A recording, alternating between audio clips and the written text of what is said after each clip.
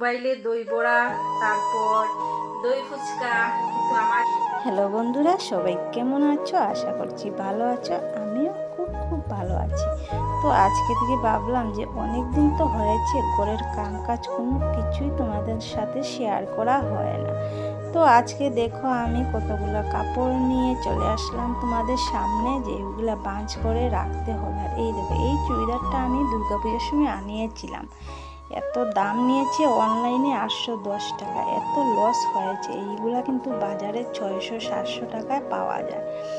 আর কালী পূজার দিন তোমরা দেখলে আমি পুরানা চুড়িদার পরেই ঘুরে বেড়ালাম। আসলে এই যে নতুন চুড়িদারটা আছে আমার ঘরে, একদমই আমার মনে নেই, কেননা জানি মনেই থাকে না এখন। আর এই দেখো, এত ভালো কুর্তিটা ছিঁড়ে ফেললাম, এই যে তারে লেগে ছিঁড়ে গেল। এটা তো আর পরাই যাবে না, তো কি করব আবার। আর সুন্দর তো, তাই বাঁশ করে রেখে দিলাম। তো কি হয়েছে জানো, এই যে পূজার যে উড়ুস্তুলের মধ্যে কতগুলো কাপড় পরেছিলাম আমি। এই দেখো, এটা কিন্তু দুর্গা পূজায় আমি পরেছিলাম, সপ্তমী না অষ্টমীর দিন মোটামুটি দিনের বেলা লাগিয়েছিলাম। আর এই যে মেয়ের জামা দেখো, মাটি একদম বড়ানো। তো এই দুইটাই কাপড় রয়েছে পূজার, ধুয়ে দিতে হবে। তো আমি জামাটা না আয়নার সামনে নিয়ে দেখলাম যে আমাকে কিভাবে লাগে বা আমি লাগাতে পারবো কি না। আর এই যে জামাটার বেল্ট, তো আমি দেখছিলাম যে গলায় লাগানো যাবে কি না। তো গলায় যদি লাগানো যেত তাহলে তো বিয়া টিয়া এই সেই লাগাতে পারতাম। তো একটু দেখলাম গিয়ে আয়নার সামনে যে আমাকে কেমন লাগছে। তো দেখলাম যে না, বিশ্রী লাগছে। এটা পরলে যে কোনো কেউ বুঝতে পারবে যে এটা জামার বেল্ট। তো এই যে কাপড়গুলা বাইন্স করে রেখে দিলাম, রেখে দিয়ে আর ওই যে কাপড় শাড়ি আর জামা ওইটা ধুয়ে দিতে হবে। তো দেখো এখন ঘরটা ঝাড়ু দিয়ে দিচ্ছি। ঘরটা ঝাড়ু দিয়ে আজকে ঘরটা মুছবো। 1 সপ্তাহ হয়ে গেছে মোছা হয়নি। তো ভাবছি আর বসে বসে না মুছতে গেলে আমার কিন্তু অনেক পাই না আর কি, একদম পরিশ্রম হয়ে। দেখো তোমাদের সাথে কথা বলছি কিন্তু হাঁপিয়ে যাচ্ছি, কোনো কাজ করছি না, বসে বসে ভয়েস ওভার দিচ্ছি কিন্তু আমি হাঁপিয়ে যাচ্ছি। তো এই আর কি, তো কি আর করবই। তো দেখো আমি ঘরটা ঝাড়ু দিয়ে নিচ্ছি, তারপর ঘরটা মুছবো। মুছে তো তারপর স্নান টান করে ঠাকুর দেবো। আর কি হয়েছে জানো, আর এই দেখো এই দিকটা এইরকম ক্যামেরা সেট করলে একবারে অন্ধকার লাগে, আর এই দিকে করলে আবার সুন্দর লাগে। তো তারপর দেখো আমার ঘর ঝাড়ু, বারিন্দা ঝাড়ু দেওয়া হয়ে গেছে। এখন ঘরটা আর মোছা দেখাবো না তোমাদেরকে, শুধু বারিন্দাটাই মুছবো। যে সেইটার এই যে বসে বসে না মুছামুছি করি, অনেক পায়ে ব্যথা করে। তো একটু মুছলে তারপর একটু রেস্ট নেই, এইভাবেই করে আর কি কাজ কাম করতে হয়। তো জীবনের কষ্টটা কাকে আর বলবো, বলার মতো কেউ নেই। বিয়ের আগের কষ্ট তো কষ্ট কি জিনিস বুঝতেই পারছিলাম না, কেননা মা বাবা ছিল তো তাই বুঝতে দেয়নি। কিন্তু বিয়ার পরে না এই কষ্ট বুঝার কেউ নেই। নিজের যদি স্বামী যদি ভালো না থাকে তাহলে এই কষ্ট আর কেউ বুঝবে না। কে বুঝবে বলো, কেউ বুঝার থাকে না। সবচেয়ে বড় হচ্ছে যে নিজের পর যদি কষ্টটা বুঝে তাহলেই, না হলে আর কে বুঝবে। শ্বশুরবাড়িতে তো আর কষ্ট বুঝার কোনো লোকই থাকে না, তাই না বলো? তো জীবনে অনেক কষ্ট আছে, কিন্তু ভাবি আর কি যে বলবো, তাও আবার মুখটা বন্ধ করে নেই। তো ভাবি যে না, যতক্ষণ পারবো ততক্ষণ কষ্টটা সহ্য করেই যাব। এই দেখো আটা, রুটি বানাবো। আর এই দেখো একটু রিফাইন তেল দিয়ে দিলে কি হয় জানো, রুটিটা নরম হয়।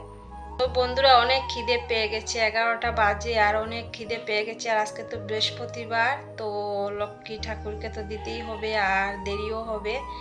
তো এখনো স্নান করতে করতে 1 ঘন্টা বাকি আছে, আরও 1-2টা কাজ বাকি আছে। আর দেখলেই তো তোমরা, আজকে তোমাদের সাথে শেয়ার করলাম। তো হাঁপিয়ে গিয়েছি কাজ করতে করতে, আর এত খিদে পেয়েছে। তো ভাত খেয়ে তো আমরা ঠাকুর দেই না, ঠাকুর দিয়েই ভাত খাই। তো এখনো বাকি আছে, স্নান করব, পূজা দেব, তারপর খাবো। তো অনেক দেরি হবে। তো ভাবলাম যে 2টো রুটি বানিয়ে খেয়ে নিই, তো একটু তো পেট শান্তি থাকবে। তো তার জন্য।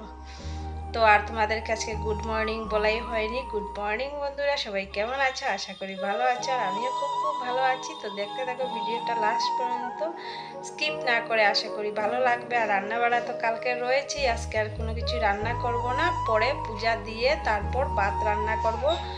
তো ঠিক আছে বন্ধুরা, দেখতে থাকো। আর আটাতে না আমি একটু রিফাইন তেল দিয়ে দিই। রিফাইন তেল দিলে কি হয় জানো, রুটি নরম হয় আর গরম জল দিতে হয় না।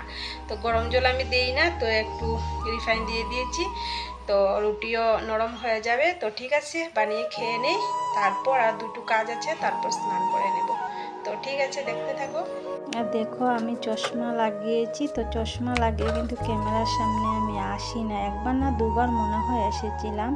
আমার লজ্জা লাগে, কিন্তু চশমা না লাগালেও আমার চলে না, সবসময় লাগাতেই হয়। শুধু ক্যামেরার সামনে যখন আসি তখনই আমি খুলে আসি। এত আমার মাথার যন্ত্রণা, তোমরা তো দেখোই যে এত মাথার যন্ত্রণায় কষ্ট পাই।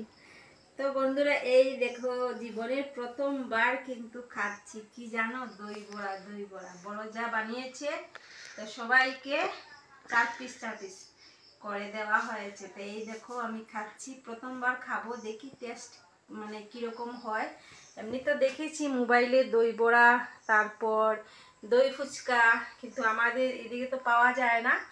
তো আজকে বর্দি বানিয়েছে, তো বর্দি বানালে তো যে কোনো কিছু বানালে তো বাড়ির সবাই খায়, তো আমাকেও দিল। তো ঠিক আছে, টেস্ট করে দেখব যে কীরকম হয়েছে, খেতে কীরকম লাগে। আমি তো জানি না দই বড়ার টেস্ট কীরকম হয়।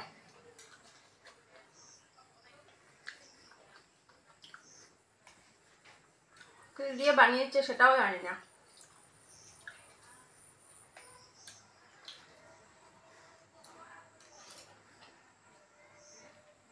দারুণ হয়েছে, দারুণ।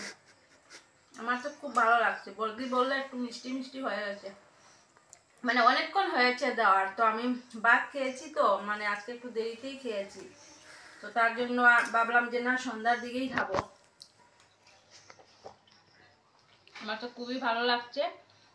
তো তো ঠিক আছে বন্ধুরা, আমি খেতে থাকি।